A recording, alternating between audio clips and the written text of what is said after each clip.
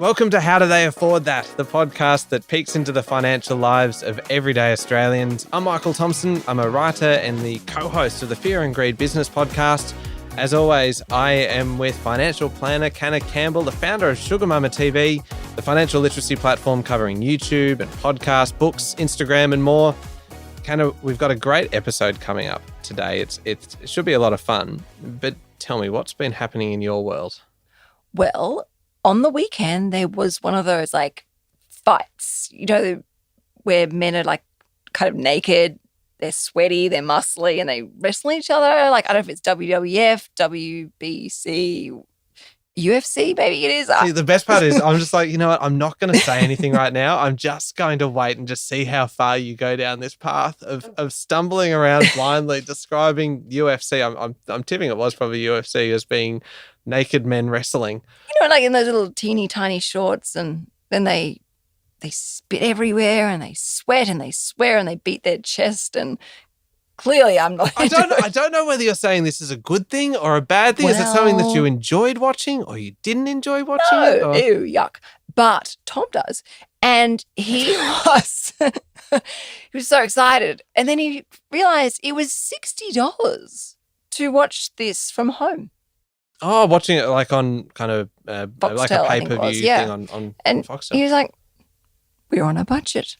Rising interest rates, cost of living, no. So I was very proud of him. If he wants to see naked people wrestling, he can see it on the internet for free. I know. I think he did sneak out and go to the pub maybe because he disappeared. I didn't know what you were going to say just then. No. Well, he took one of our children with him, so I'm going to assume it was the pub to maybe watch it for free there. But, people are making cutbacks. That is a lot of money to pay for that from the comfort of your own home. I don't see the value of $60 there, if you ask me. Well, I don't really know where to go with this because you've just started on such a high. And the thing is, I knew that when I asked you just then, when I said, what have you kind of seen this week? I knew it was going to be something good. Because it typically is, and it's going to be something that's going to be a little bit uncomfortable, a little bit awkward, a little bit embarrassing potentially. And you know what? You really brought it today. I love that. I'm glad I can bring the car crash reality of my life to talking about wealth and money and investing and stocks and personal finance and taxes and budgets. Well, look, obviously Tom has what he likes. He obviously likes going and watching, say, UFC. And that's really, we're not talking about UFC today, but we are talking about entertainment. And we're talking about entertainment on a budget because this is obviously a national podcast. It's an international podcast, but we know that people listen right around the country. And at the time that we're recording this, we've got school holidays kind of for much of Australia right around the corner. And so we thought it's probably a good time to look at some options for entertainment on a budget. Now, this is not just for the school holidays. This is not just with kids. This is without kids. This is entertainment on your own with other people, kind of a pretty comprehensive guide, I want to say, to what is affordable fun. And considering you've kind of set the bar at $60 is too much to watch people wrestle, then I'm assuming that most of these things are going to be under $60. Now, we would normally start with a bit of a disclaimer about financial advice and things, but I don't think there's going to be a huge amount of financial advice in today's episode. It's going to be fun financial advice, full of fun ideas that are frugal. Everything is frugal with you, isn't it? It's just, it kind of... I'm not actually frugal. Bull. No. Sorry, that was... sorry, my disbelief. No, I am mindful with money. Then why do you have Frugal February? Because it helps you strip back and go to the foundations and fundamentals of being responsible with money, and it recalibrates you. It gives you a new appreciation when you have to be really tight for 28 days during Frugal February. But no, my book's called Mindful Money. I'm all about my money mantra. My shopping mantra is only buy what you love, value, use, and appreciate. So if you love expensive wine, that's okay. That's where your value system is aligned to, and that's where you should spend your money. But it's when we waste money, that's what I'm not in alignment with, yeah. Okay. All right. Well, I take back my objection. This month is obviously April. I'm going to propose that it is, in fact, austerity April, which is, you don't seem particularly enthusiastic about that. I just love that word abundance because I've only used it about 5,000 times in every single podcast. But I agree. Austerity April is, I like the alliteration. Well, it's got a nice ring to it. And I'll tell you why, is because whenever we have had financial challenges crop up in our household, and it's happened quite a number of times, as it happens to everybody, we impose what we like to call some strict austerity measures, which is basically where you cut down any unnecessary spending, you cut back on everything you possibly can in order to get through it. And so austerity measures is something that we discuss quite a bit at home.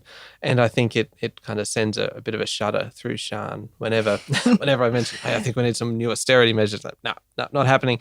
But austerity April, we want to have fun though.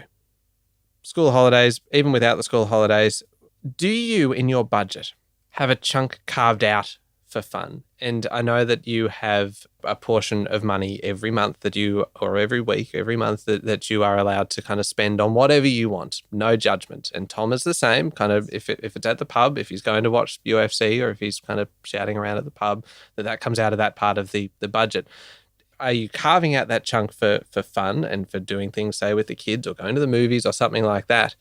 And how much kind of can you get away with putting towards enjoyment? I'm looking for permission clearly here to spend. Michael, I give you permission to spend money on what you love, value, use, and appreciate. You're allowed to have fun. It's about balance. Where's the austerity in that? No, I think we need to rework this austerity. So if you're listening and you've got an idea for what we can call April, please let us know. But look, it's about having a healthy balance. But to have fun doesn't have to mean spending money. It feels like that was a setup, kind of leading us into the episode. Okay, so if you are kind of carving out, you've got a bit of money set aside for fun, and particularly if you're a family and, you know, the school holidays are coming up, you know that there's probably going to be some expenses coming. You do some extra special activities. Yeah, indeed. So you might kind of carve out a little bit of that, put aside a little bit of money each week in preparation for that. All right, let's start with things with kids, things that you can do with kids that are not going to cost the world. What's top of your list? Look, there are thousands of things that are on my list. Things at home are very simple. My kids are massive homebodies. I'll tell you what the best free thing my kids do is they build cubby houses. Oh, yes. Hours and hours of quiet, screen-free play. And that can be as simple as a cardboard box or under a dining table with some blankets. With a blanket, yes. I love a good fort. I mean, I don't think you ever grow out of enjoying a fort made out of blankets and pillows. The only problem is when you need to pack it all up, the tantrums and meltdown as you start pulling back all the pillows and blankets away. But the simple things like going to the park, climbing trees, water play. My kids play with the hose in the backyard, particularly my youngest, who's 18 months now. Turn the hose on. It's the best deterrent from tantrums. She will sit there with it just dribbling around, splashing the dog, splashing the window, filling cups, pouring cups. It's really simple things. Can I give you the most old school kind of thing? And our kids love this. This just sounds so 80s, even just saying this. Putting the sprinkler underneath the trampoline. Yes! Oh my gosh! And all of a sudden it is just, and I think that's had a bit of a revival recently because of Bluey. It features in one of those episodes of Bluey. I don't think I've seen that one. It's such a good show, that one. But you're right, kids just love water and hoses. And those are memories that you're building that last a lifetime. I mean, you just spoke about, building forts and under dining tables and sprinklers. Those are the really beautiful imprinting that goes on at very informative stages of kids' lives, and learning to be comfortable at home, learning to find their own fun and play. I think we quite often think, oh gosh, school holidays, or oh gosh, we've got to spend money and think that we have to throw money at the problem, when actually everything we need we already have and costs nothing. And my son is about to turn 10. And one of his favorite things is to jump into bed with me and look at photos of him as a baby. Really? Oh my gosh, loves it. And photos of him and his sisters as babies, and looking back at all the memories. And it's a really enjoyable experience to do together. And even doing, jigsaw puzzles. Someone bought my son a kite the other day, and the three kids, it was a windy day, unfortunately, the kite broke and blew away. But I think we've overcomplicated Mm. kids' entertainment. Playing Celebrity Head, playing bingo, playing I Spy, all those things like they're free and at home, and Monopoly. And In a previous episode, you mentioned dog bingo, and I forgot to kind of ask you what that was. Is it just like normal bingo, like with dogs? yes, so you do all the different breeds of dogs. And Ah. as you may know from my stories of Giuseppe and Peppy, my Labradors, I'm dog crazy. And so we have dog bingo, and you have like German Shepherds and Poodles and Cavaliers, and my kids love it. And do you just do it out on the street, just kind of walking around, or do you do it? We do it at the dining table. It's a proper board game. We Oh. also have the Australian animal version as well. But So it's not actually. I mean, it is something It's that a you board could game. do at a dog park. yes, you definitely could, just like I Spy and, treasure hunts. And there's so many great creative play ideas that we can do that cost absolutely nothing. I love the library. Just going yes. to the town library, because they have evolved beyond just books. Yes. For one thing, that they obviously have a whole range of things that you can borrow, books galore, obviously, but they've also got DVDs and all kinds of things, and they'll have activities on kind of Wednesday morning, for instance. They'll have story time and games and craft and things that you Lego. do. And my favorite thing, I've recently discovered a toy library, which is just fantastic. And so it's set up basically that it does have a fee attached to it, but it's something like $80 for the year. Mhm. And you can then go in and you borrow toys and you take them home for 3 weeks and then you return them. And anyone who has kids knows that like a new toy will only interest kids for kind of 2 weeks at a time anyway. And this means then you just take it back and you bring home something else. And you can just go through new toy after new toy after new toy. And it's just endless kind of enjoyment. Our local dog park has a community dog toy box where people have put tennis balls and like frisbees and all sorts of like great dog toys into a community box. It's a plastic box that sits in the park. Now, I decided in the same park where there's a kids' play area, I'd start my own children's community toy box. Didn't work? They've all gone. Oh, really? They all went missing and went missing very quickly.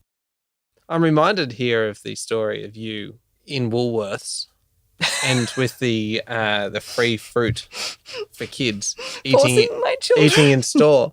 And you made your kids each pick a banana and carry it around the store. And they weren't allowed to eat the banana because you were taking those bananas home to make banana bread.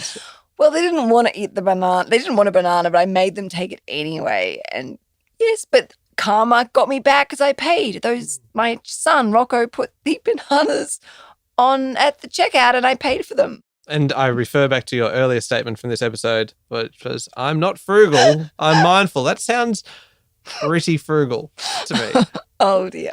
So yes, I will never forget a story like that, and I will bring it up to use against you at various times. Just to wrap up, the other things that you can do with kind of kids all around the country, fantastic national parks and beaches and stuff. It's not obviously beach kind of time of year, but I mean national parks and walks. I mean our kids are okay on a walk through a national park for about the first 7 minutes, and then just the Complaining. Yeah, then the enthusiasm kind of wanes very quickly after that. But bike rides and things, they love that. Absolutely. And you should always touch base with your local council because they have a lot of free kids activities, particularly during school holidays. Yep. My son went to a Lego, I think it was like a code camp for the day, and it was free. And they had so many different activities and arts and crafts for children through the local council. So it's just to check out the council website. Yep. And some of them were $5, but it was $5 for 3 hours. And money well spent. And this is kind of really, I mean, we've talked so much in recent weeks about the rising cost of living and about the fact that everything is expensive now. So it's actually really encouraging to hear that there are still things that you can do that aren't going to send you broke. And also, actually, it's probably worth mentioning as well in various parts of the country, the state governments will have vouchers. I know in New South Wales there is the Creative Kids. Creative Kids, there's the First Lap, there's the Active Kids vouchers, there's the back to school vouchers, and then there's also another one which I believe it's like a daycare voucher that you can use through the year. And obviously you need to have a look into what your state provides and what rebates or concessions or discounts, but there may be something there that can help you provide you with a more cost-effective activity for your children. Okay, we will take a very quick break. When we come back, we are going to get into adult entertainment. Just where my naked men in small, teeny, tiny, itty-bitty swimsuits comes in. That was one of those things that the moment I said it, I thought, that didn't come out right. But I also have a policy of no regrets. We're going to stick with it. We'll be back in a moment.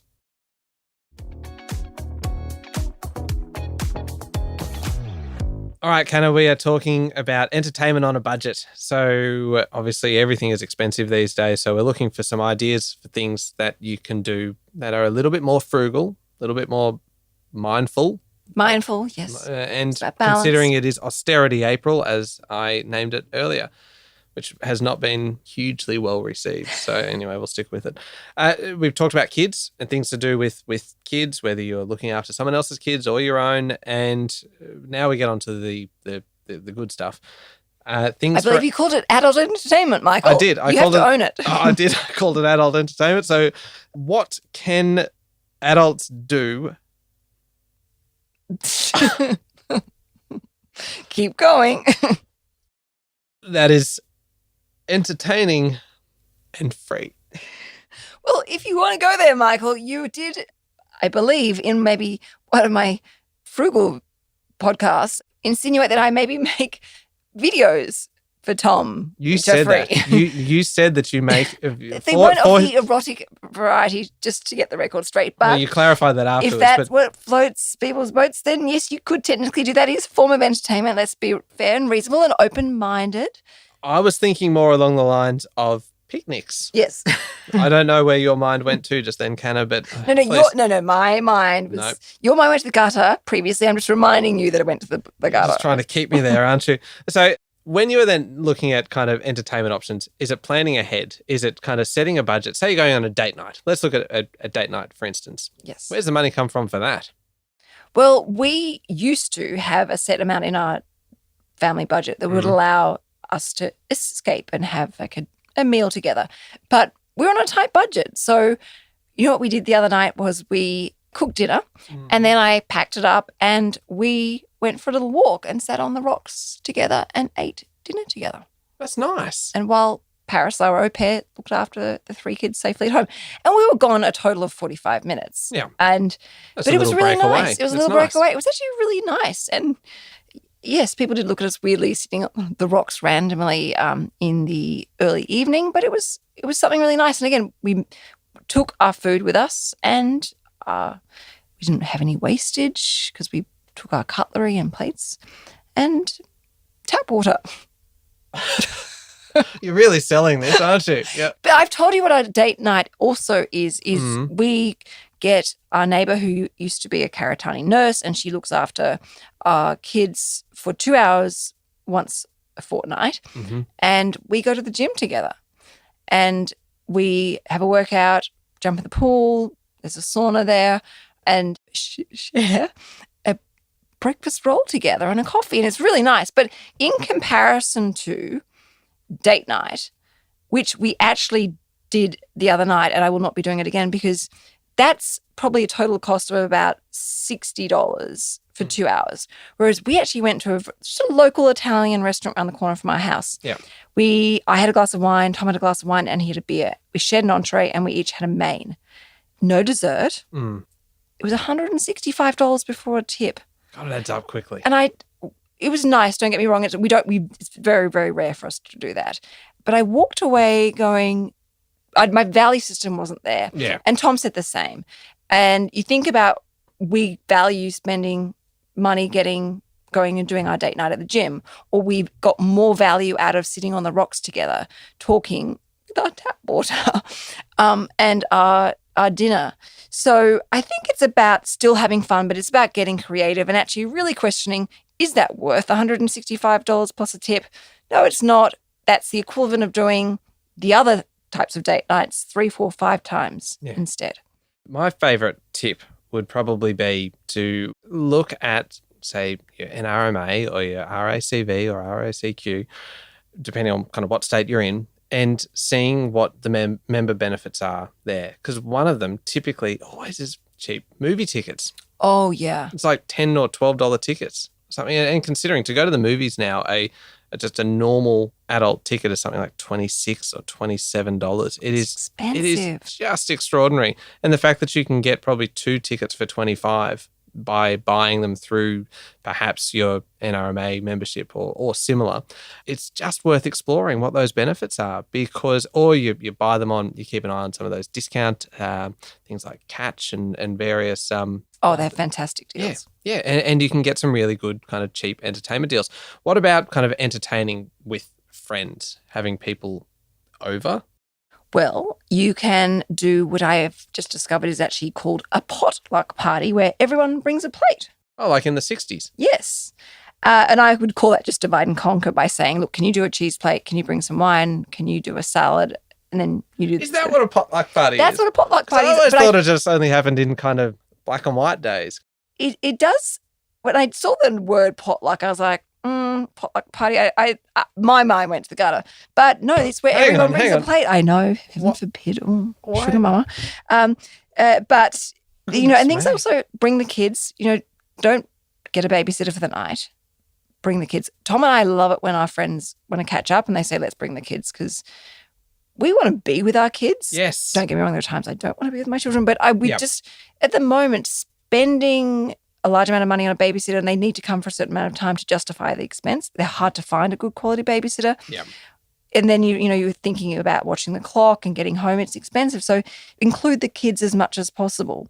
Obviously, plan ahead, set a budget, and look at, doing picnics. Group picnics are really fun. You don't have to worry about cleaning up so much. Obviously, you have to clean up after yourselves, but things like vacuuming and wiping down isn't something you really need to concern yourself with about. And having go-to frugal meals that everyone loves. You know how to make a quick, easy, frugal meal that will satisfy everyone but not break the grocery budget.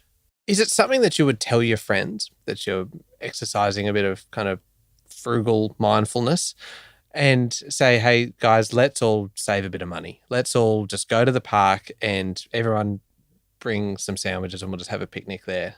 I am all for owning your frugality, if you want to call it, or your mindfulness.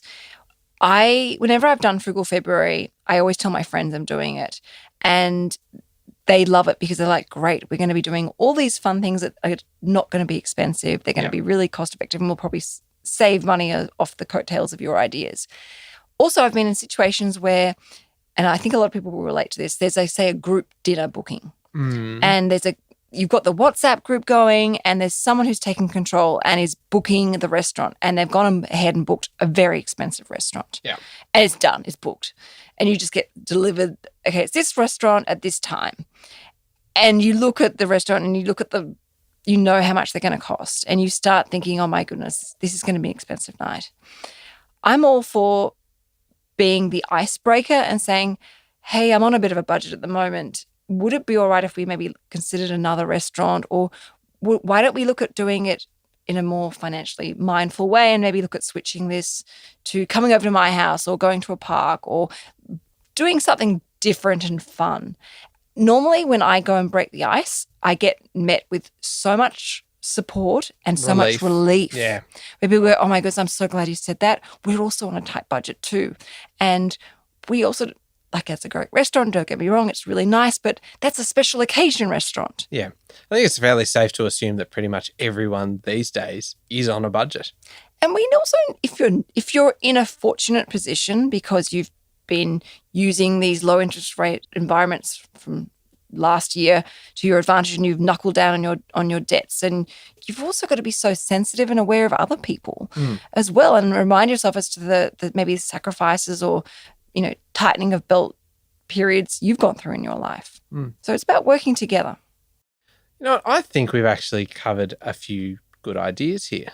Some a little bit R-rated potentially. Hey, only in your mind. No, everything I was talking about was completely family friendly. Now you're throwing me under the bus. I certainly am. That is my goal today.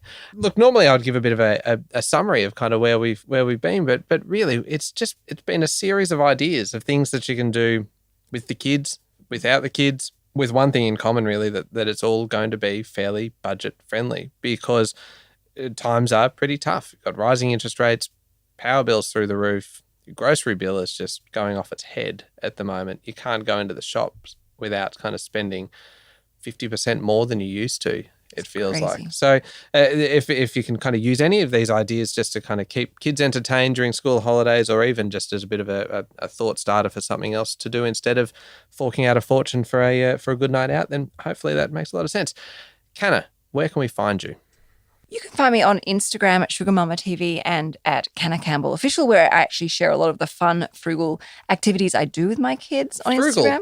Huh, There's that word, mindful. For someone who says that she's not frugal, you use the word an awful lot. It would be your second favorite F word. I should also put in there. Oh, sorry, what was I going to say? It's a complete mental blank of. Oh, you know what we should ask people listeners to do right now is if they have a really great, fabulous, frugal activities that they do with their kids or they do with their partner, they can share it when they do their reviews of our podcast. That's a great idea. Yeah. Which is, you can do that anywhere that you listen to podcasts, but particularly on, say, Apple Podcasts as well. Just leave a bit of a review and leave your ideas. Sharing is caring. Indeed it is. Look, you can hear me as well every day with Sean Aylmer on Fear and Greed, Australia's most popular business news podcast. You can find my novel, How to Be Remembered, wherever you buy books. You can borrow it in the library as well. It is frugal. Thank you very much for listening to How Do They Afford That? Remember, please, to hit follow on the podcast. Don't forget those ratings and reviews as well. Next week, we're talking about passive versus active investing, which is a really good one if you are kind of getting into investing or dabbling a little bit more. It makes a heck of a lot of sense to really understand those two key approaches to dealing with your money. Don't miss it.